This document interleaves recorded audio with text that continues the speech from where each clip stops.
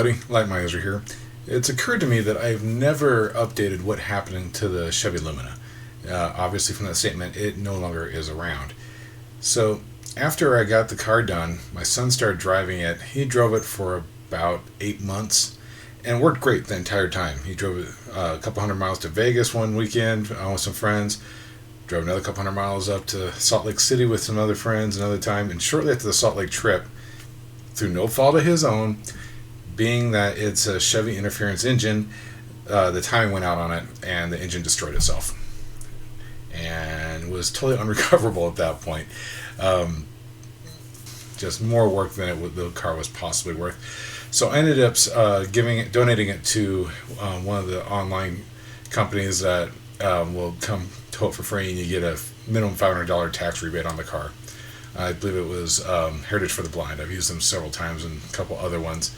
And the funds that they get from scrapping the part and selling the parts goes towards whatever foundation that is behind it. So in needing to get my son something else to drive, I ended up picking up, I want to say it was a 92 or a 93 Mercury Sable. I can't remember the year on it. And I went into a little too fast. I could tell the front driver's side door wasn't sealing quite all the way, and I thought that it was a problem with the latch. Ended up going down to Las Vegas to a pick and pull and found a latch down there and tried that out, and it still wouldn't work quite right.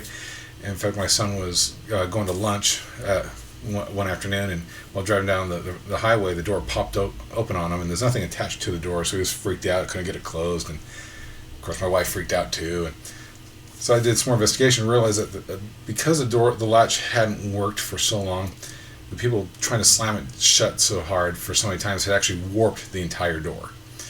I did some more research and discovered that same series of car has the exact same body as a Ford Taurus. There's a salvage yard near here that had the right year Ford Taurus with a pretty close paint job. So I bought the door off that Taurus and went about swapping it out, and thought I finally had it all worked out and whatnot, and that door just would not work right, and my wife was getting very anxious with that.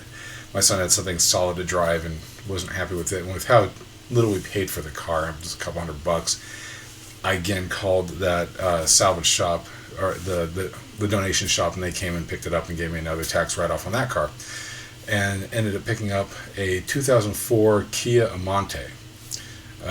And this time, rather than going private party, we went to a lot that specializes in higher mileage cars that still have a decent amount of life to it. Got it for a really good price for the quality of the car. My son was there with me to help pick it out, and the only thing that he doesn't like about it is that it's a gas guzzler because it's got V6 in it compared to the other cars.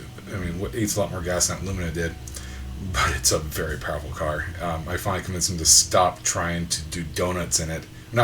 Stop doing donuts in it because of the damage to the undercarriage that could happen, and also because the gas that he was just dumping out on the ground, basically. It does have one little tick to it where that has to deal with the idler control on it, where it idles a little bit high. I haven't been able to find the part to fix that, but the thing has driven like a champ. It's been an absolute fantastic car. So that's where we're at right now. Unfortunately, after all that work, the Lumina for how much I paid for the Lumina, I got the money out of it, but that Lumina is unfortunately no more. Well, thanks guys. We'll talk to you later.